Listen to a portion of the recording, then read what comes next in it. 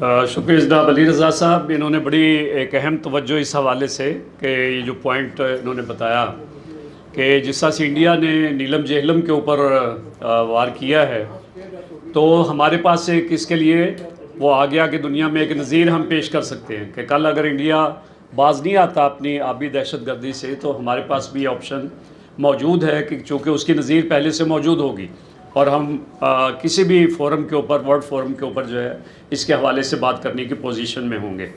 لیکن اللہ نہ کرے کہ وہ حالات آئے، لیکن ہمیں اس کے لیے پوری طرح سے تیار رہنا چاہیے. اور اس حوالے سے ایک بات میں اور عرض کر دوں کہ نیلم جہلم پروجیکٹ کو شروع کرتے ہوئے بھی ہم نے بہت دیر لگا دی، حالانکہ یہ بہت سال پہلے ہو جانا چاہیے تھا. اس میں نہ جانے پیچھے کیا کیا عناصر تھے جنہوں نے اس کو تاخیر کا باعث بنایا، اور بہت عرصہ لگا. اور جب آخر یعنی معاہدے کے مطابق ہم بالکل اخیر کے اوپر پہنچ گئے، بلکہ شاید ٹائم بار ہو گیا، اس کے بعد ہم نے اس کے اوپر کام شروع کیا. تو ہمیں اس حوالے سے بہت ہی جو ہے وہ پلاننگ کے ساتھ چلنا چاہیے. میں گزارش کروں گا جناب سید احمد حسن صاحب سے کہ وہ منظوم خطاب کرنا چاہ رہے ہیں آج کے موضوع کے حوالے سے. جناب سید احمد حسن صاحب. بسم اللہ الرحمن الرحیم.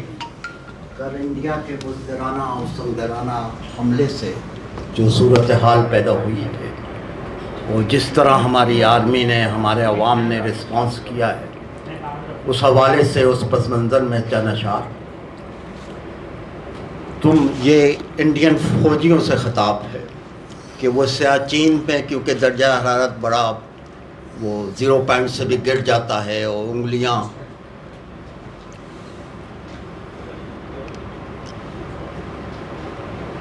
ہاتھوں اور پیروں کی انگلیاں تک سن ہو جاتی ہیں، وہ انڈین فوجی وہاں جانے سے ڈرتے ہیں. تو اس حوالے سے تم سرد و گرم سے ڈرتے ہو، سرم گرم کے عادی ہم، تم طاویل غلامی کی علم بردار آزادی ہم. ہمیں اخبار کی پہلی سرخی، ہمیں ایشیا کی سیاست ہیں، الگ الگ تو کچھ بھی نہیں، مل جائیں تو قیامت ہے. نیل گگن کے دل کی تمنا، دھرتی کا ارمان ہے ہم. ہمیں نہ سمجھو تو مشکل ہے، سمجھو تو آسان ہے ہم. ہر دشمن کی راہ میں حائل ہاری چٹان ہے ہم. دریاؤں کے دل جس سے دہل جائیں وہ طوفان ہے ہم. اور یہ انڈین حکمرانوں سے خطاب ہے. لوٹ ہو حقیقت جاگ اٹھی، دور گیا افسانوں کا.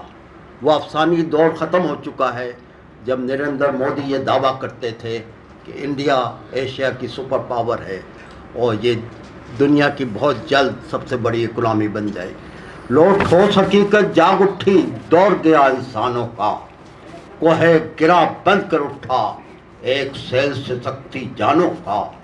سنگین فصیلیں ٹوٹ گئیں، سیلاب جو بڑا انسانوں کا. مارا جو تماچا تنکوں نے، منہ پھیر دیا طوفانوں کا. ہمارے فضائیہ نے جو جواب دیا ہے، ذروں کی دھمک جب دھرتی پہ گونجی تو ہمالا کانپ اٹھا. خاقان ہند کے ہاتھوں میں سونے کا نوالا کانپ اٹھا. اب یہ انڈیا کی قیادت یہ سمجھتی تھی کہ ہم بے جان ہیں، کشمیر اور پاکستان کے عوام ہم مردہ ہیں. لاشوں کا گماں تھا جن پہ تمہیں، وہ زندہ بھی ہیں بیدار بھی ہیں. ہماری آرم فورسز نے، ہمارے عوام نے ثابت کر دیا ہے. کل میاں صاحب یہ سینکڑوں افراد جو ہے پہنچ گئے تھے واگا بارڈر پہ. وہ انڈین سرحدوں میں داخل ہونا چاہتے تھے، بڑی مشکل سے ہماری رینجرز نے، عام فوج نے روکا ہے. لاشوں کا گماں تھا جن پہ تمہیں، وہ زندہ بھی ہیں بیدار بھی ہیں. کمزور جنہیں تم سمجھے تھے وہ شہزور بھی ہیں مختار بھی ہیں. یہ پھولوں سے لدی شاخیں نہیں، لچکتی ہوئی تلوار بھی ہیں. تلوار کو کھلونا تم سمجھو گے، اتنے بھی تم معصوم نہیں. تلوار سے تم بھی ڈرتے ہو لالا جی، یہ بات کسے معلوم نہیں. اور آخر میں یہ حمایت علی شاعر کے 3 مصرے.